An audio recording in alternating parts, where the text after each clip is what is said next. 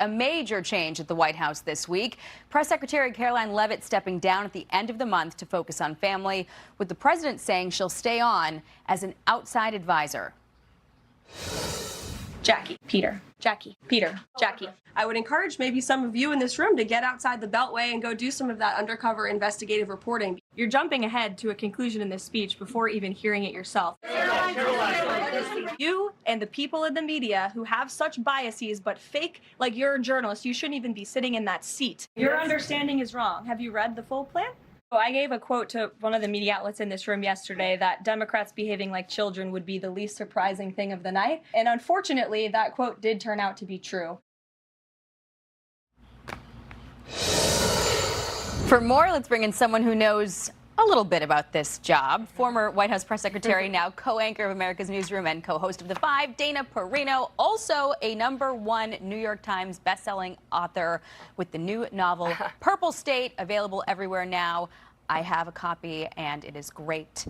Dana, thank you so much for joining us. Thank you. Thanks for having me. Of course. So this is huge news, obviously, especially for us in the briefing room. Karoline was good for so many reasons, in my mind, especially because you could always depend on her to give you a legitimate answer. It's very clear in what she talked about. She was close to the president and could speak to his thinking. Who do you think comes next? Can anyone fill those shoes? I think if we've learned anything is that President Trump, he'll make his decision in his own time. He might already have somebody in mind, or he might not. In a lot of ways, he's his own best press secretary because he can communicate directly to people. He's not afraid to do so. In fact, you know this, Jackie. Like, you could, if you remember in the first term, I remember one day Sarah Huckabee Sanders was giving an answer, and while at the same time he was posting something that was contradicting that. So that's just the way it rolls. I do think she was an incredible press secretary for him.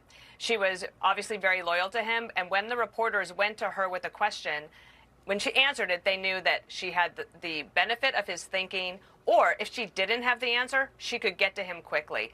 And there's kind of no substitute for that. Obviously, there's a few people in the White House you might think could walk right into that job, but I don't know what's going to happen. I'm happy for her. I think that she's done an incredible job. If you think back, Marlin Fitzwater was the press secretary for 8 years. Wow. Under the Reagan and the second term for Reagan and the first and only term of George Bush 41. I think it's very difficult to be the press secretary for that amount of time anymore. And if you look back over the last several years, that's the way it's been. Yeah, times have definitely changed. And there are, you know, a lot of parlor games happening right now, people tossing around names that should preface this strongly, that none of this comes from the administration, but the New York Post had a piece up with some possible contenders: Alina Habba, Matthew Boyle of Breitbart, Taylor Budowich, formerly in the White House press operation, Stephen Chung, he's the communications director. I think he would, you know, probably be second to Karoline in being able to speak to what the president's thinking on any given day, but I doubt he's going to want to get to the podium. Katie Miller's in the mix, Anna Kelly, a deputy to Karoline, Jason Miller. There are some also dark horse speculations around Scott Jennings, Carrie Lake, Spencer Pratt even. So that's a long list of maybe nothing. Yeah, he's not short of options. Yeah. When it comes to Karoline's reasoning, that you can speak to this, how hard of a job it is. You know, she said, since returning to the White House after the birth of my daughter, I felt in my heart that I cannot be my best mom to my 2 young children as they deserve, while devoting the constant time, energy, and attention required of the White House press secretary. Speak to just how difficult of a job this is to be the president's spokesperson while having 2 children under 2. I remember when Sarah Huckabee Sanders had the job and we met early on, and I said, I actually can't imagine. I literally did not take care of a plant during those years. And so women can do so much, but sometimes they can't do it all at once.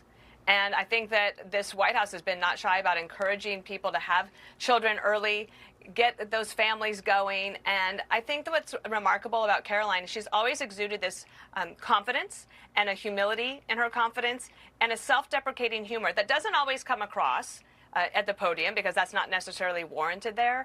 But she has an ability to really understand who she is. And I remember talking to her, and she said her older brothers kept her very grounded. And to me, she is just a woman who's a little bit older than her years, more mature than her years, but with that fresh, beautiful face and that big smile. I think we haven't seen the last of her. Remember, she was willing to run for office. She lost her first race, but many people lose their first race. She might decide to run in the future. Yep, she could do just about anything after leaving this job. And she could. joins a pretty elite club that you are among the ranks in as well. I want to ask, too, about the Air Force One story this week. Obviously got a lot of attention.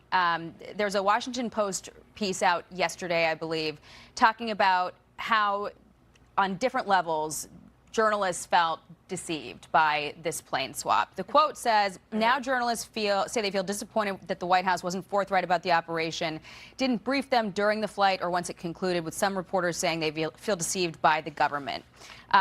There have been some details that have come out since this story first broke, casting some doubt on how much of a threat the plane was really under, including the fact that the CIA had low confidence in the likelihood of a strike. An official called reports of threats against Trump's life Israeli-derived, not U.S. generated, and viewed as low confidence.